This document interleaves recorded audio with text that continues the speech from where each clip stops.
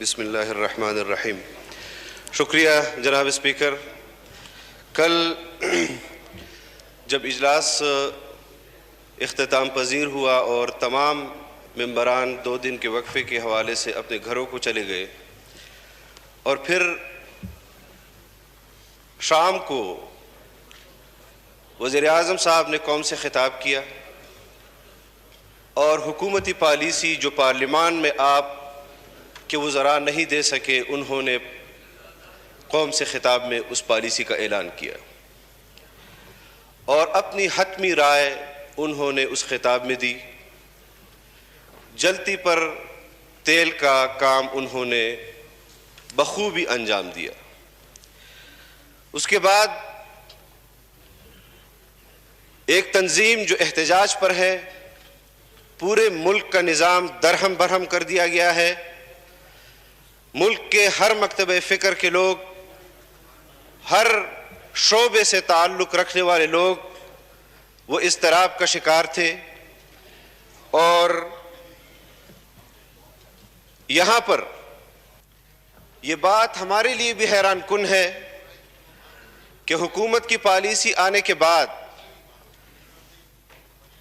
T L P کے ساتھ مذاکرات کس نے کیے، معاہدے ان کے ساتھ جو کچھ ماہ قبل ہوئے تھے۔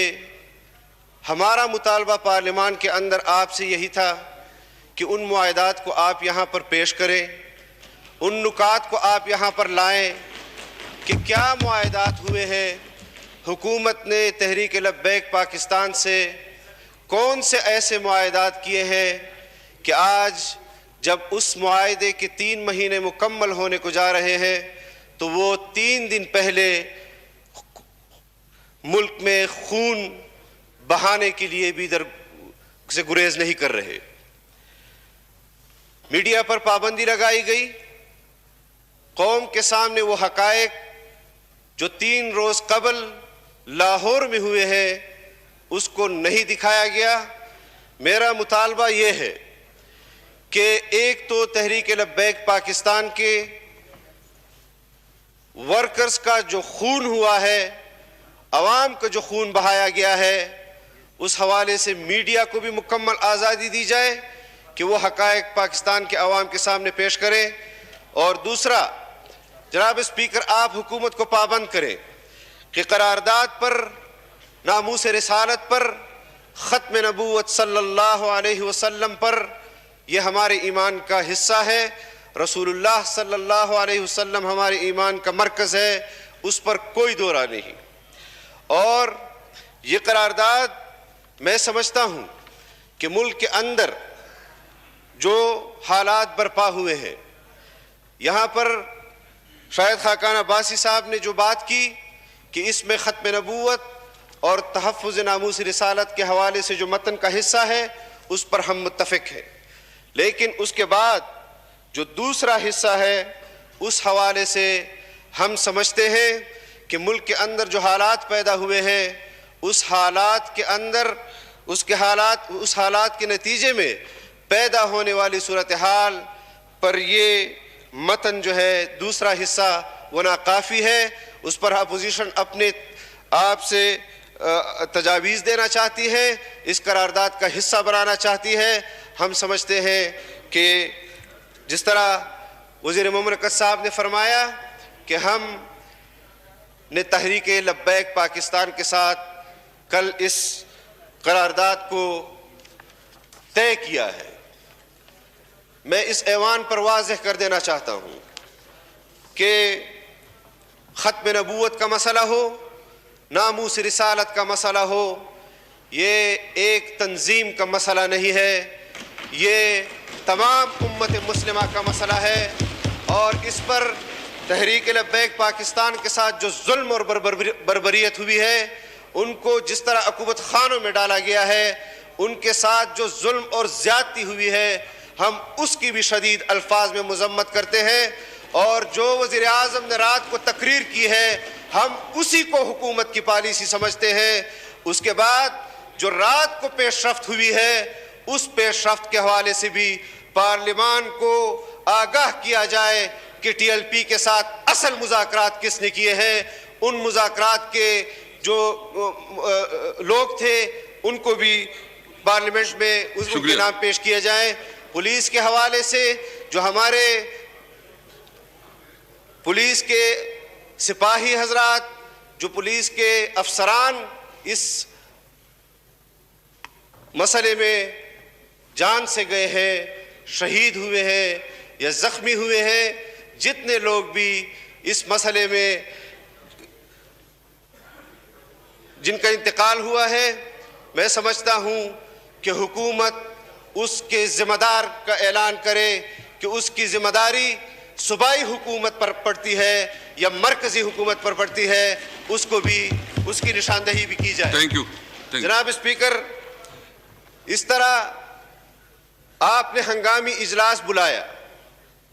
آپ نے ہنگامی اجلاس بلانا تھا تو آپ سے بھی میرا یہ گلہ بنتا ہے کہ آپ نے اتنی زحمت بھی نہیں کی کہ اپوزیشن کو اعتماد ملے، اپوزیشن کے پارلیمانی پارٹیوں سے آپ بات کریں، اپوزیشن کے ممبران سے آپ بات کریں.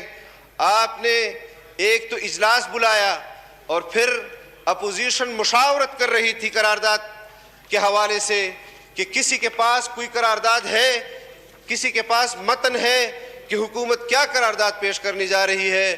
حکومت مشاورت کر رہی تھی.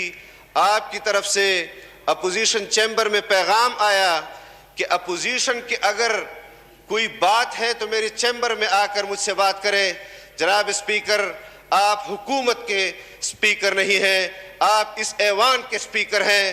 آپ کے اس طرز عمل پر مجھے اختلاف بھی ہے اور میں احتجاج بھی نوٹ کراتا ہوں کہ آپ کا یہ طرز عمل اس طرح کے اہم مسئلے میں ایک طرف جانبداری کا جو تاثر آپ کا آ رہا ہے اس کو آپ کو ختم کرنا ہوگا. ہم ماضی میں نہیں جانا چاہتے اور آج کا مسئلہ وہ اتنا حساس مسئلہ ہے کہ جو اس پارلیمنٹ کے اندر بیٹھے ہوئے ہر ممبر کی دل کی آواز ہے.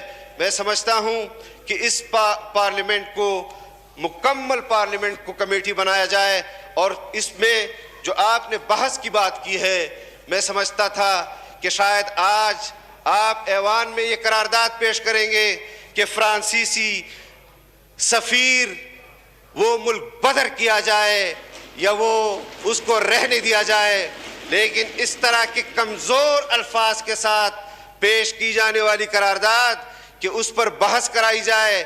آپ نے 3 مہینے تک کیوں مجرمانہ خاموشی برتی اور کیوں 3 مہینے کے اندر اندر اس پہ آپ نے بحث کیوں نہیں کروائی؟ جب آپ نے ملک کے اندر خون بہایا، جس نے بھی بہایا اس کا تعین ہونا چاہیے. ہم چاہتے ہیں کہ یہ ملک ختم نبوت کے حوالے سے، ناموس رسالت کے حوالے سے انتہائی حساس ہے، انتہائی جذباتی ہے، اور اس جذبات کو روکنے کے لیے آپ کو مزید ایسے فیصلے نہیں کرنے چاہیے جس طرح اس ہاؤس کی روایت آپ نے رکھی ہے کہ قرارداد پیش کرو، بلڈوز کر دو، حکومت کی طرف سے ہاں ہو جائے، اپوزیشن جائے بھاڑ میں. اگر آج آپ نے اس قرارداد پر اپوزیشن کو نظر انداز کیا، میں حلفاً کہتا ہوں کہ میں اپنے کلمے کی بنیاد پر جو میرا رشتہ ہے، میں اس رشتے کی بنیاد پر آپ کو اس پارلیمنٹ کو نہیں چلانے دوں گا. آج بھی نہیں چلانے دوں گا اور آئندہ بھی نہیں چلانے دوں گا. شکریہ. میں سمجھتا ہوں کہ حکومت کے پاس اس کے ہاتھ میں ہے یہ چیز کہ وہ اس مسئلے پر متفقہ قرارداد پیش لائے، اپوزیشن کے ساتھ بیٹھے اور ہم ذمہ دارانہ اپنا کردار اس حوالے سے ادا کریں گے. یہ مسئلہ صرف ٹی ایل پی کا نہیں ہے، یہ پوری امت کا مسئلہ ہے، یہ ہم سب کا مسئلہ ہے. میں آپ سے امید کرتا ہوں کہ عوام کے جذبات اور اس قومی اسمبلی کے اندر ممبران کے جذبات کا خیال آپ ضرور رکھیں گے. وآخر دعوانا. ایک تو یہ کہ یہ ریزولوشن یہ پرائیویٹ ہے اور اس پہ آپ گورنمنٹ اور اپوزیشن جو بات کرنا چاہتے ہیں آپس پہ بات کریں، اس پہ ٹائم ملے گا. میں نور الحق قادری صاحب کو جو ہے نا نور الحق قادری صاحب یہ کر لیں، پھر اس کے بعد نور الحق قادری صاحب اس کے بعد آپ کر لیں. نور الحق قادری صاحب نحمده ونصلي ونسلم